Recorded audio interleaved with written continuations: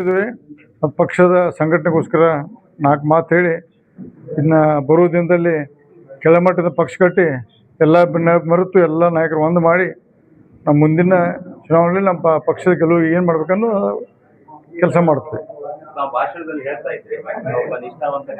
ಹೌದು, ಅದೇ ಮಾಡ್ತೀವಿ. ಇಲ್ಲಿ ವ್ಯಾಪಾರಸ್ಥರಿಗೆ ನಮ್ಮ ಪಕ್ಷ ನನ್ನ ವೈಯಕ್ತಿಕ ಅಭಿಪ್ರಾಯ, ಪಕ್ಷದ ಅಭಿಪ್ರಾಯ ಅಲ್ಲ, ರಮೇಶ್ ಜಾರಕಿಹೊಳಿ ಅಭಿಪ್ರಾಯ ಹೇಳಿದ್ರು ಪಕ್ಷ ಏನು ಅನ್ನೋದಕ್ಕೆ ನಾವು ತಲೆಬಾಗ್ತೇವೆ ಕೊನೆಗೆ.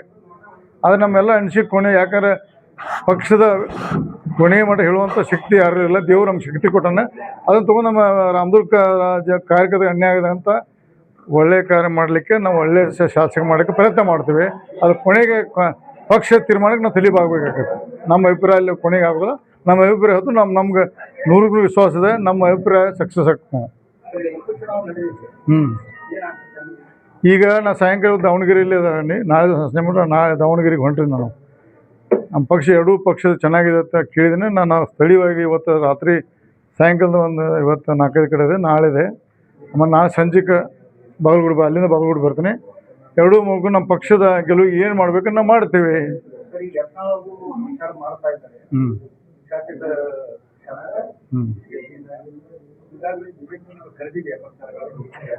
ಅದಕ್ಕೆ ಮಾಹಿತಿ ಇಲ್ಲ. ವೈಯಕ್ತಿಕ ಬಸವಣ್ಣ ಪಾಟೀಲ್ ಯತ್ನಾಳ್ ಅಂತ ನಮಗೆ ಇಬ್ಬರು ಗೆಳೆಯರು, ನಾವು ದಿನನಿತ್ಯ ಬೆಂಗಳೂರು ಕೂಡಿರ್ತೀವಿ. ಬಟ್ ಇದು ನಂಗೆ ಮಾಹಿತಿ ಇಲ್ಲ.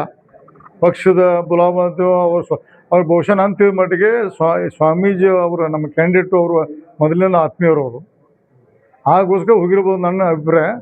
ಬಟ್ ನಾ ಪಕ್ಷದ ಶಾಸಕರು ಪಕ್ಷದ ತೀರ್ಮಾನಕ್ಕೆ ನಾವು ಏನು ಹೇಳ್ತಾ ಅದು ಕೇಳಬೇಕಾದ್ರೆ ದಾವಣಗೆರೆ ಮತ್ತು ಬಾಗಲಕೋಟೆ ಕೊನೆ 2-3 ಮಾಡಬೇಕಾದ್ರೆ ನಾನು ಮಾಡಕ್ಕೆ ಹೊರಟಿದ್ದೀನಿ. ಇವತ್ತು ಪಕ್ಷ ಆದೇಶ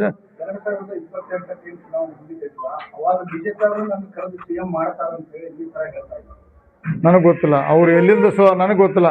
ನಮ್ಮಲ್ಲಿ ಪಕ್ಷದ ಹೈಕಮಾಂಡ್ ನಿರ್ಣಯ ಏನು, ನಮ್ಮ ವೈಯಕ್ತಿಕ ಅಭಿಪ್ರಾಯ ಬೇಕಾದ ಜಗಳು ಭಿನ್ನ ಇರ್ಬೋದು. ಕೊನೆಗೆ ಪಕ್ಷದ ಆದೇಶ ತಲೆಬಾಗಲಿಕ್ಕೆ ಎಲ್ಲ ಪ್ರತಿಯೊಬ್ಬ ಶಾಸಕ ಕಾರ್ಯಕ್ಕೆ ಕರ್ತವ್ಯ.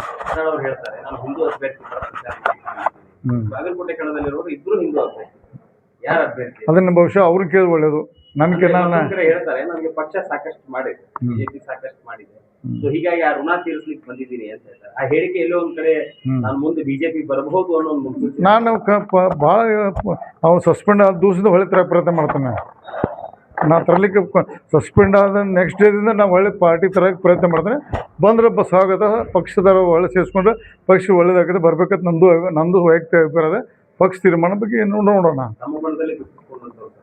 ನಮ್ಮ ಬಣ್ಣಲ್ಲ ಎಲ್ಲ ಭಾರತೀಯ ಜನತಾ ಬಣ್ಣ. ಆದ್ರೆ ವೈಯಕ್ತಿಕ ನಮ್ಮದು ಕೆಲವೊಂದು ವಿಷಯದಲ್ಲಿ ನಮ್ಮ ಭಿನ್ನಾಭಿಪ್ರಾಯ ಅದ್ರ ಬಗ್ಗೆ ಹೋರಾಟ ಇದೆ. ಬಟ್ ಇವತ್ತು ಒಳ್ಳೆ ಬೆಳವಣಿಗೆ ಅಲ್ಲ. ಇಷ್ಟೀಗ ಭಿನ್ನಾಭಿಪ್ರಾಯ ಇದ್ದರೂ ನಮ್ಮ ಪಕ್ಷದ ಕ್ಯಾಂಡಿಡೇಟ್ ಬಗ್ಗೆ ಬರ್ತಂದ್ರೆ ಒಳ್ಳೆಯದು. ಅವರ ಮುಂದಿನ ದಿನದಲ್ಲಿ ಹಿಂಗೆ ಸ್ವಲ್ಪ ನರ್ಮಾಗಿ ಮಾತಾಡಿದ್ರೆ ಒಳ್ಳೇದಾಗ್ತದೆ. ನಾನು ಭಾಳಷ್ಟು ಪತ್ರಿಕಾಗೋಷ್ಠಿಯಲ್ಲಿ ಹೇಳಿದ್ದೇನೆ, ಬಸವಣ್ಣ ಪಾಟೀಲ್ ಸ್ವಲ್ಪ ಮಿತಿಲಿ ಮಾತಾಡ್ಬೇಕಂದ್ರೆ ಇವತ್ತು ತಮ್ಮ ಮಾಧ್ಯಮ ಮುಖಾಂತರ ಬಸವಣ್ಣ ಪಾಟೀಲ್ ಅವರಿಗೆ ಸ್ವಲ್ಪ ಮಿತಿಲಿ ಮಾತಾಡ್ಬೇಕಂತ ಇವತ್ತು ಮನವಿ ಮಾಡ್ಕೋತೀನಿ ನಾನು.